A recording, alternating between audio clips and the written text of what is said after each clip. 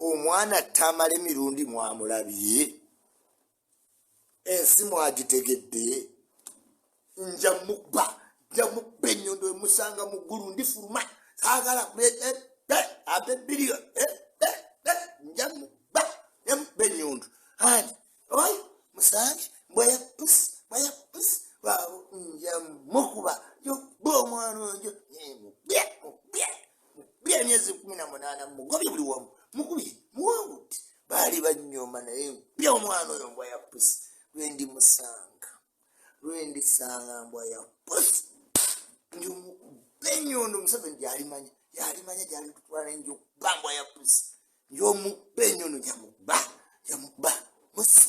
musi mumalirizi yali amumanyira ampe biliyoni zange 5 nga tazimba ne wendi musanga mu ggulu nja kufuluma kajiji fulanga tumweba kana kokali kale bakonga kadduka kajja kuduka kabie owano yaite likompola wanaye ekikulu mwino okwa appreciate tetuyinza kunenya Mirundi Junior anything is a replica of his father. That man gave birth to his replica. Mirundi Junior, we should not blame that boy. I'm a technocrat. I have degrees. This family is now confirming that all by the DNA age, oh, you are being going to push it out of the age. Being policy dad to say, I am my young Kajiji, the general now in Gangola, Vendi Kusanga, Furanga, Tetulibera, Muguru, Mutaka, Nemuntana, Haram, Japo Mono in Yondo. Umwana nali mmanyika sitaka fulanga tumwebaza n'alaba Mirundi agenda okudduka emisini naye ovanga nno ku minisita abamanyi nti waliwo ebimugandiika. Yes, Mirundi byonna njagala kikugira wansi male nkikuzimbire kikyeŋŋendako. The patient, get your cup of tea, get some coffee, get some funayo bunyeebwa, be patient, take away the phone, sokola lesimu weri. Soko sibaba na seat belt. Manyi oli mu mmotoka ogenda ku mulimu. Farida Nakazibwe soka weesibe seat belt. Kyamagero weesibe seat belt. Weesibe seat belt kyamagero. Ate nkimanyi nti DPC Freddy Enanga. Please be attentive, Freddy Enanga. My friend Enanga. Banange Enanga inekisa. Enanga inekisa. Nze sira mtu njagala Freddy Enanga. Naye njagala oba attentive agenda okukola agenda mu katale atudde London ali Minnesota ali Kentucky ali Vegas ali Madrid ali Catalonia ali Mexico ali Kingston Jamaica ali Trinidad and Tobago Guyana awo nanga oli soko be patient London Bridge Croydon bonna kati earphone derano owulidde. Lwaki walabye Mirundi senior ng'abuuza Franka tumwebaze? Era lwaki wazzeemu n'olaba Mirundi mu State House? Kino nno kikutegeeza nti newe mbanga eri gye mwali mukola ebintu bigaanye musobola okukola bayinza okukola new setup neba accommodating eyo yonna puliyambo njikuwadde okulaga obusungu Mirundi bwabadde nabo ku Franka tumwebaze in Museveni's government. Era Mirundi obuzibu bwalina ne Tamale manya ne Andrew Mwenda. Yes, old man of the clan. Naye olw'okuba Katonda nagambye President Samet osobola okulaba nti omukolo gwa General Muhoozi Kayine Rugaba gwagasse Tamale Mirundi ne Franka tumwebaze. Era omukolo gwe gumu ogwa Muhoozi Kayine Rugaba gwagasse Tamale Mirundi ne Andrew Mwenda. Eyo priyambo gye mbadde nkuwa mu assertion zatera okukozesa nga introducinga how aggrieved bwali nabo nti tayinza kutuula nabo ne mu ggulu ne ku nsi ne mu kabuli. But kino kiweesa Muhoozi credibility once again nti every leader olina okuba olina capacity containing abantu abalina grievances. This how Museveni has ruled. Abantu bali mwenalemu tebeeyagala, but the focal point is Museveni. So long as Museveni wali, they will sit in one room, they will laugh, they will dream, because Museveni wali ekyo kye kikumaking okuba good leader. Si buli adisabwize nawe ne mumugoba ne mumuvuma ne mumukola kiro ate ne mmala ne musanyukira wakola yakawunyi mutimba steady. Kakati wano olina okutegeera nti omukulembeze ng'anaaba ow'amaanyi asooka n'akwatira faction eziri ati rangozi nga olaba Museveni yaleeta ba Moses Ali Northern Front n'aleeta abakayiira n'aleeta abasemwogere to make a unit. Kikwetaagisa oba oli lidda ng'oli unifying naye obeera oli ayawuza mu bantu. Ebintu byo biba bigenze. Kati kitegeeza nti Museveni afuze ebbanga naye ng'era still walina abantu abalina grievance, naye omwana wajja amendinga fences nti Rwanda border nzigale. Abya foreign affairs mbireke biganyira diplomacy wamwe zikangende ndabe anko wange gwe nakulandaba. You see, to have an appeal to someone is important in history. Kati Kagame yalaba muwozi ng'agenda mu P7 mu primary musomero bwalaba nga yazo mugamba nti anko get bodies aneggulwe kimukwatako naga nga naffe ffenna omwana omuto wagamba ekintu ekyamagezi era olina ng'ejjoddamu onoga kaŋŋamba ekyamagezi. So olaba nti muwozi ayunifyinga enkolagana yaffe ne Rwanda egenda efuuka yali sawa kati egenda eddawo. Kagame ali mu State House already. Si state visit azze ku mazaalibwa. Ekyo kitegeeza unity. Ani agitaddewo? Muhoozi Kainerugaba. Ani agasse Mirundi? Tumwebaze Muhoozi Kainerugaba. Kakati Tamale Mirundi yagamba sirida mu State House. Tamale Mirundi yagamba sirida mu State House namala. Ani amukomezaawo mu State House? Muhoozi Kainerugaba. Now, such a person is a leader in making oba aina leadership characters, because ekisinga okuba ekikulu ku baleader ffenna ekitulema kuwuliriza. Leader, you must consuming a lot ate ngo o taking out kitono kati okwecomposinga mweyo character si kyangu. Nze kati yesima mbeera leader waliwo empasuka ne Mukama yannyambe kati ndiri form de rompulirira nawo sikyayagala bya nnyombo njagala mbere objective. Kwanza yesima ndi nnyo objective naye obuzibu njagala nnyo olwali ngenda nemba kunizira mu byolwali. Anyway, nti mbadde nkulaga nti omwana oyo alina engeri gy'azzanga kati azza abantu abaali bakooye n'okoowa n'abazza emitima. Mujje tugende. Bino bye mubadde muyomba byonna temuli. The bigger vision eri bweti. Nkwebaza Tamale Mirundi senior. Bulijjo twali tusaba atugaba bannange akakkanyeemu ku busungu oba tulabe ku birungi nedda siriddayo. Gamba endayira ye ekuleetera okuba concern. Naye nga senior Mirundi ate nze nasanyuse nnyo. I felt great kubanga nze mu nsi ya Uganda wano omuntu gwe nsinga okuteekako amatu bamuyita Andrew Mwenda. Oyo muteekako amatu bwenti buli kyakola mumatira nnyo Andrew Mwenda ate era mumatira nnyo Tamale Mirundi. Basically nti Tamale Mirundi wange mu Luganda ye Andrew Mwenda mu Luzungu. Kati bombi mbawulira mbaagala nnyo. Era muhoozi wano we nategeeredde nti olina amaanyi go gagenda galinnya standby generator team chairman mugamba mutya mwebala otegeka omukolo ogw'amaanyi ogw'essufu ogwabadde ogw'emirembe ogwabadde ogwa class ogwayolesezza obwagazi wano ne wali yadat. Kati eyo unity muhoozi gy'alaze. Unlike his opponents boba kunyigira ng'ayagala kukuba jjinja naye omuntu yenna anaakulembera eggwanga olina okuba olina kapasite ewuliriza bayombera ki ekibakaayanya nkoze ntya. Because all you need united forces to take up front. Naye bo era mumukuba amayinja mumugobe kuziika. Tosobola kugoba muntu kuziika nga gwanoonya obuyinza. You cannot. Gwate olina okuba nga n'oyo yennyini yakunyiiza ne bw'omulaba oseka.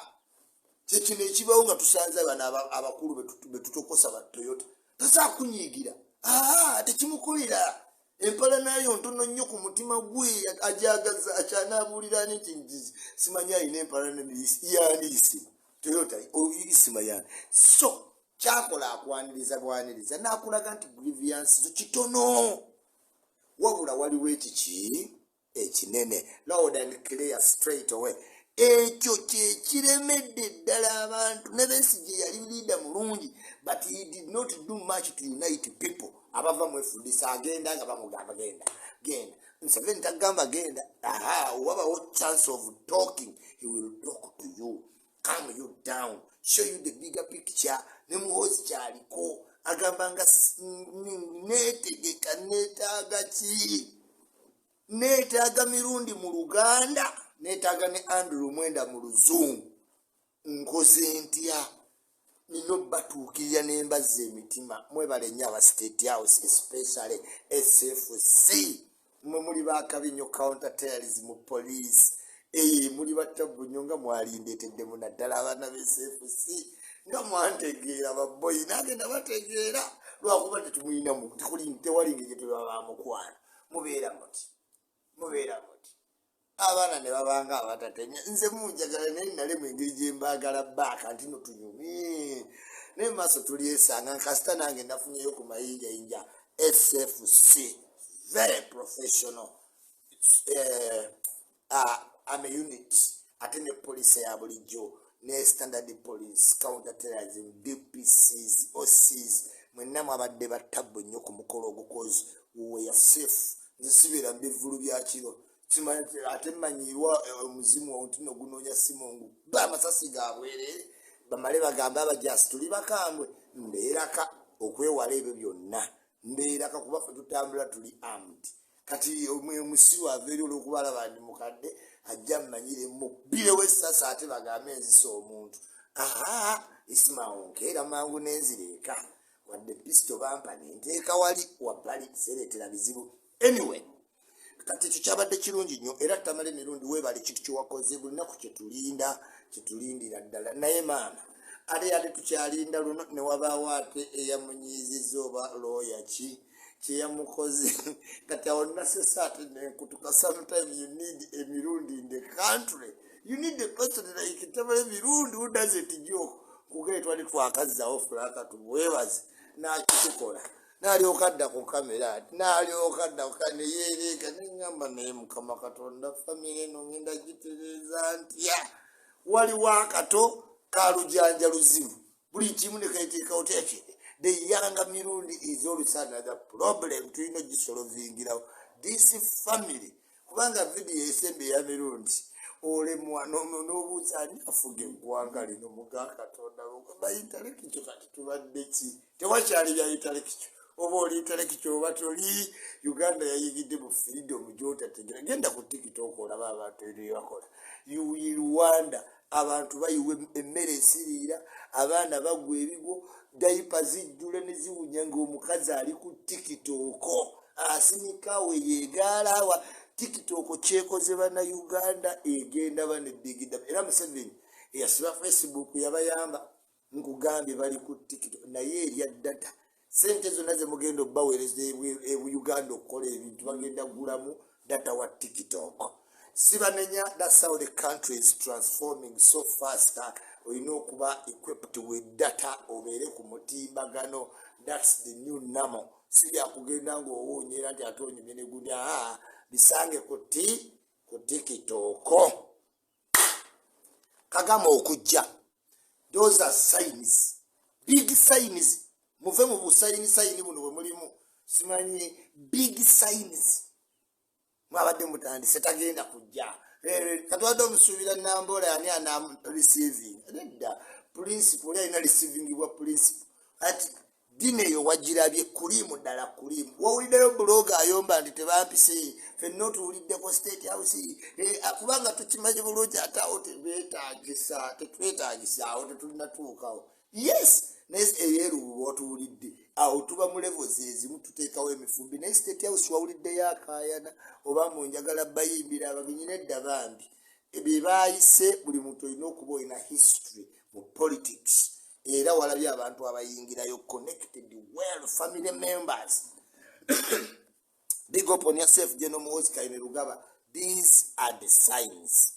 Kati bantu mu nsi yonna baagala nnyo litmus paper. Litmus paper muba osoma mu sciences olupapula lwe bateekamu balabe gundi oba zituukiridde.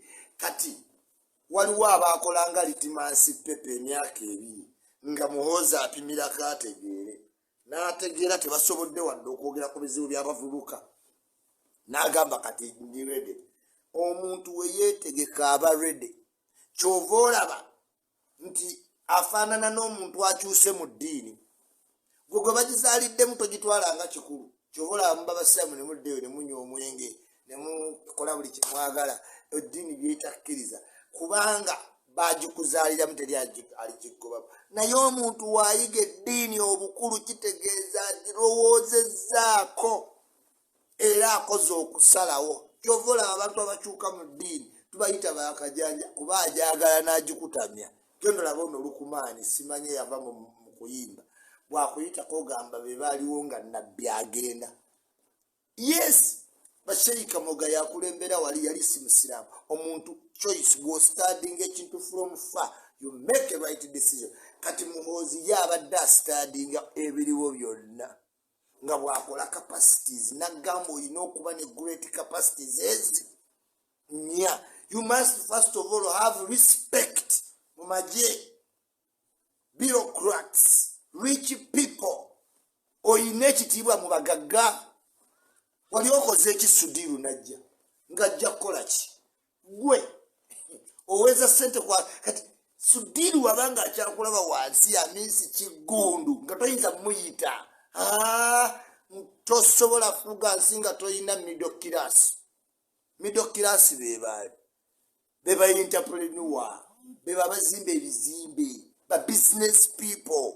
Toyinaawo n'omu oyina baali mawale talina wadde kioski Kampala Road tayinza okuwagira ogende mu bukulembeze. Zahara amala mayini ali mawala ajja kujja buzina bantu be bali obucerecerewo mu ddiiro bagende.